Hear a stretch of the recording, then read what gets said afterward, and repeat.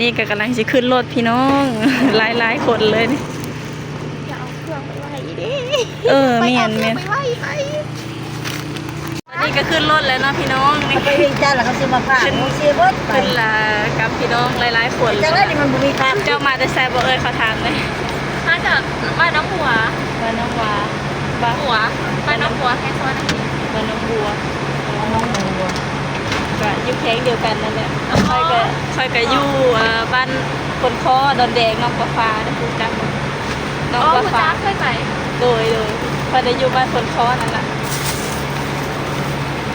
เอ้ยไปนำกันแล้วพี่น้องอันนั้นเอ้ยบ้านโพดนะลายฝนเลยพี่น้องนั่งรถตู้ไปไทยครั้งแรกของซาผู้ไทยเลยพี่น้องครั้งแรกเลยนะไม่เคยไปที่เคอโดยไปผู้เดียวอีกแล้วก็มาพ่อมาพ่อแม่หลายคนไปนำกันไปพี่น้อง let's go นั่งรถตู้เลยเด้อไปแล้วพี่น้องออกรถแล้วพรุ่งนี้เจอกันที่ไทยแลนด์ประเทศไทยเด้อพี่น้อง FC เด้อหัว1,000เลยลงไปแล้วอยากถ่ายรูปนะก็ไม่ถ่ายรูปนะฮอดดันลาวแล้วพี่น้องดันลาวไม่ต้องลงนะจ๊ะทุกคนโอ้คนข้อดีของการนั่งรถตู้ข้อดีของการนั่งรถตู้คือไม่ได้ลงอยู่ด้านลาวเนาะลงแต่ด้านไทยอันนี้ด้านสวรรณเขตคนก็ไม่ค่อยไล่ไปแล้วเนาะว่าบ่สบายแล้วนึงอย่างมันถูกนะอย่างเดียวได้เอาจักถดว่าตอนคืนว่าเราก็จะยากได้แต่มันต้องได้เงินจ้างมีเงินสักอย่างใจพาดานมากกว่าลงมันจะธรรมดาทำไปให้งานก็1,200คนสบายนะเพิ่นว่าขี่รถตู้ค่ะเพิ่นว่าแต่ก่อนนี่ขี่รถทัวร์นี่ยากบ่ยากเอาโค้งหลายรถตู้ด้านลาวนี่ก็ต้องได้ลงจำบัตรอีกบ่จำบัตรแล้วขับรถโอ้มารถตู้นั่นบ่ต้องลงเนาะสบายเลยตู้ก็ลงขามาขับไปนี่แหละสบายคนก็ไล่อยู่ได้หรอ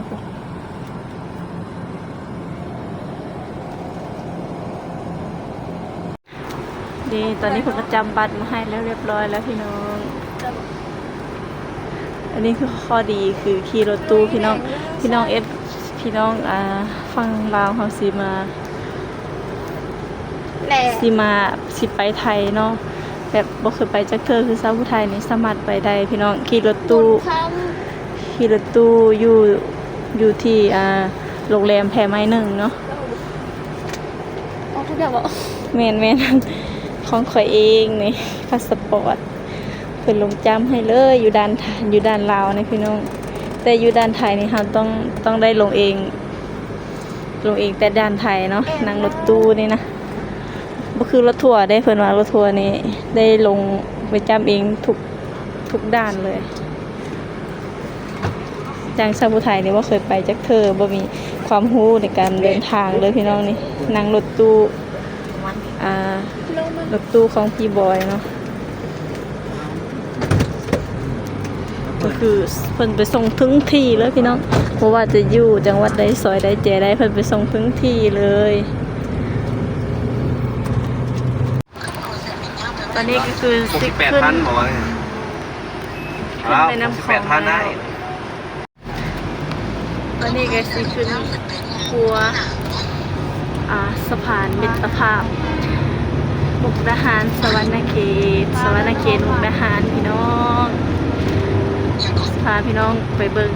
แม่น้ำคลอง ครั้งแรกในชีวิตของสาวผู้ไทยเลยพี่น้องสะพานแห่งที่2ม้วนกับลูกของมันม้วนยานี้สะพานมิตรภาพลาวไทยสวรรณเขตมุกดาหารครับแม่น้ำคลองแยงพิสารเลยพี่น้อง กครั้งแรกใน แม่ ชี ครับ วิ สู้กั ต บชิวรถสวรรค์เลยครับโดยคนละทั้งสองโดยเสร็จแล้วตลาดไปก็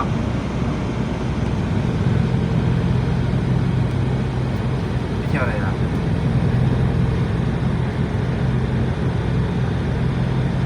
โอ้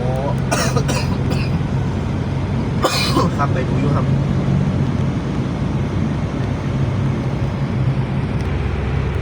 อันเขาโอ้คือร้องไหนวะ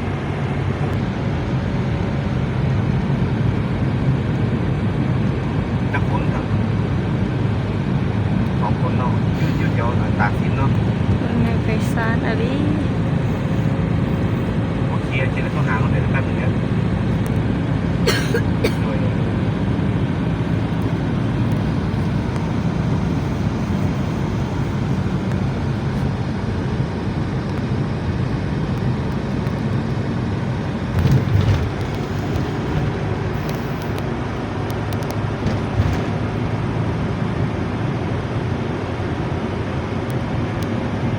เขาชิฮอดฟังไทยแล้วว่าเอ้ยนี่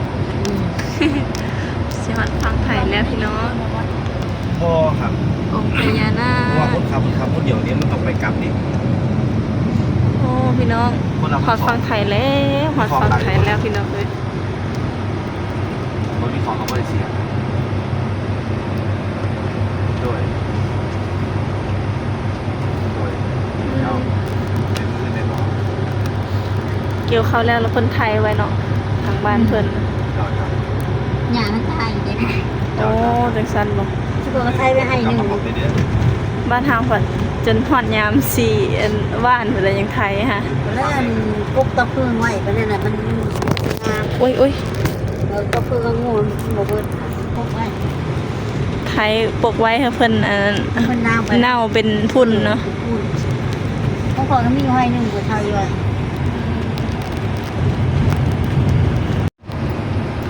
ตอนนี้ก็ฮอดด้านไทยแล้วด้าน เขาสมมติกับคนนี้เลยนี่ หยาไปเลย ยางเอาบัตร 342นี่คือทะเบียนรถชาวพุทธไทยขี่พี่น้องโอ้อันนี้บ่เซเว่นนะข้อยบ่เคยเห็นเซเว่นจักคือว้าพี่น้องฮอดฟังไทยแล้วเด้อที่นี่คือประเทศไทยจอมุกดาหารเด้อพี่น้องว้าตกครั้งแรกในชีวิตเลย เข้ามาในเซเว่นว้าตกสาวลาวเข้าในเมืองกรุง ก็สิประมาณนี้พี่น้องสิซื้อหยังดีแล้วบัดนี้ว้าตกขนมข้าวต้มพี่น้องที่บ้านชาวผู้ไทยบ่เคยเห็นแบบนี้แต่เห็นแต่ร้านค้าเขาเจ้าขายตามบ้านตามเหือนซื้อหยังขนมแซ่บบ่ แค่ ใส่รสเผือกบ่ รถเผือก ใส่เบิดเลยโอ้อยู่บ้านข้าก็เคยเห็นเซเว่นเดี๋ยวนี้นะ ครั้งแรกในชีวิตเลยได้ เข้ามาในประเทศไทยนี่พี่น้องเอ้ยขนมข้าวต้มแม่นยังมีเบิดทุกอย่างเลยสะดวกสบายพี่น้อง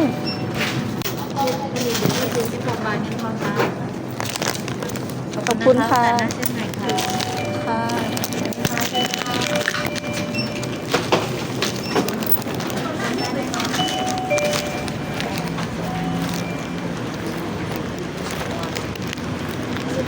ตอนนี้คือ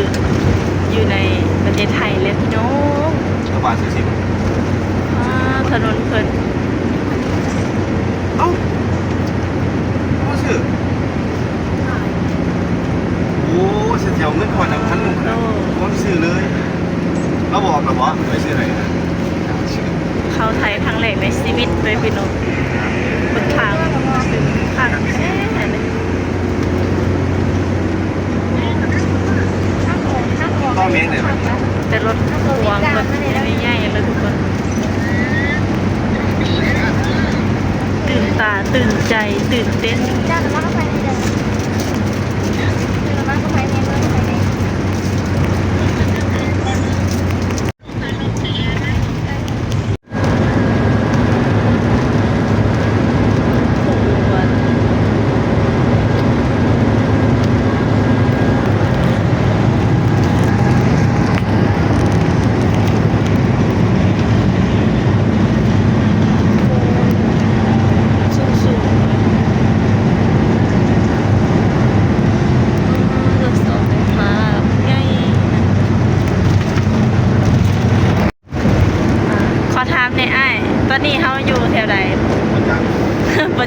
กัน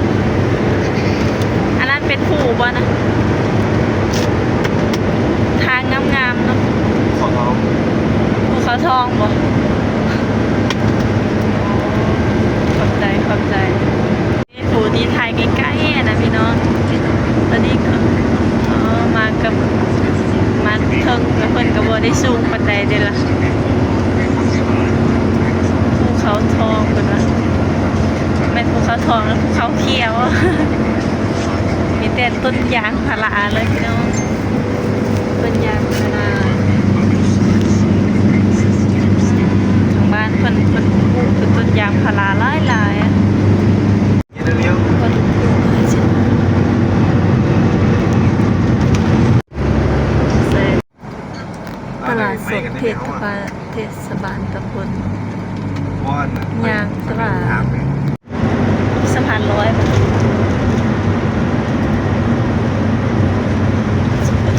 สะพานลอยก็เคยเห็นสะพานลอยพี่น้องเอ้ยหากเข้าประเทศไทยครั้งแรกในชีวิตได้เห็นมันก็จิถาม โอ้วัดว้าวสวยงาม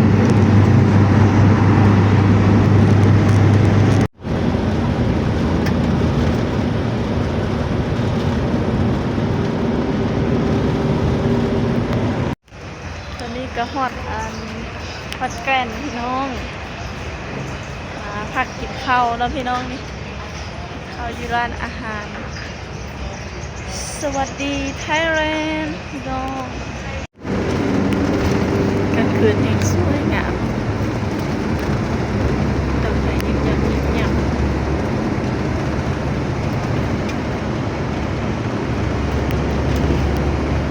กะลาไป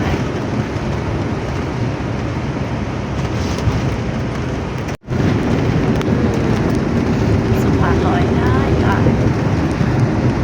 เจ๋ง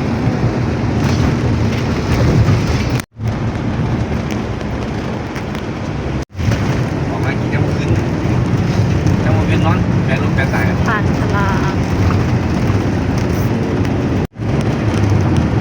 ร้านยังพลาดสามใกล้ความจะอยู่แล้วยังมอง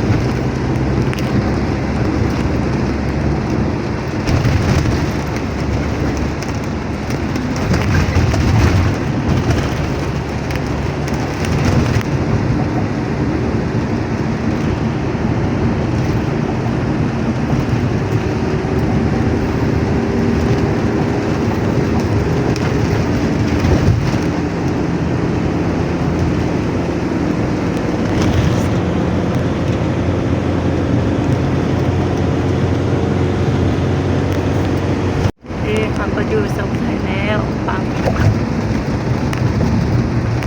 คนอยู่ในสาวมาลงก่อนนะสาวเข้ามาตามซอยแล้วทุกคนพอแล้วบางกล้วยซอย1-1ผ่านห้องนะสาวแล้ว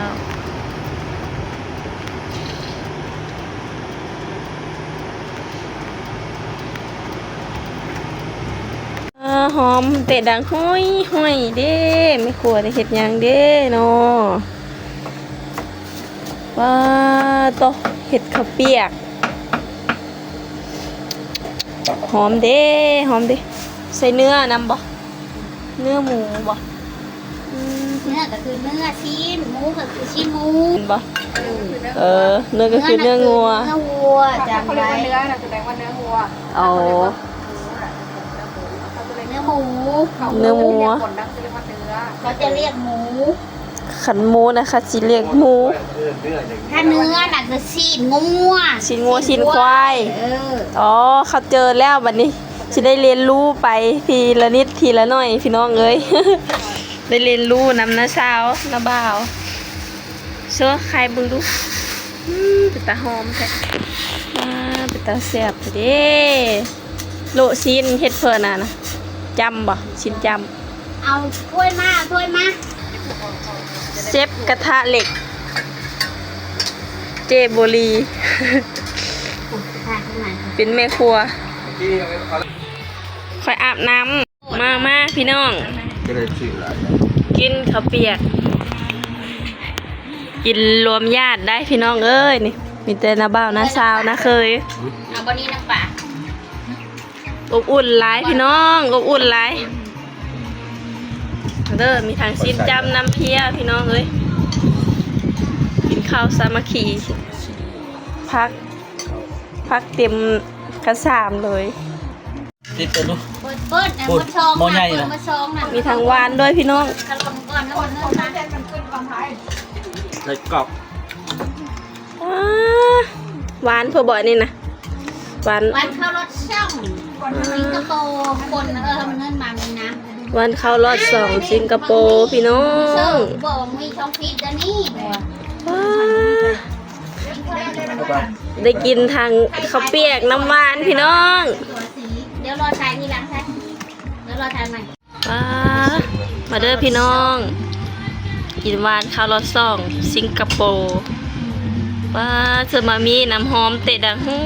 ย หวานเขาเนี่ยหวานคิงคอง เสื้อมะพร้าวอ่อน กันน้อยๆนึง อันนี้บอกคิงคองนะ เนื้ เอ อ อ มันตัวใหญ่กันเลย หวานคิงคอง เออ ว้าโต แซ่บๆหอม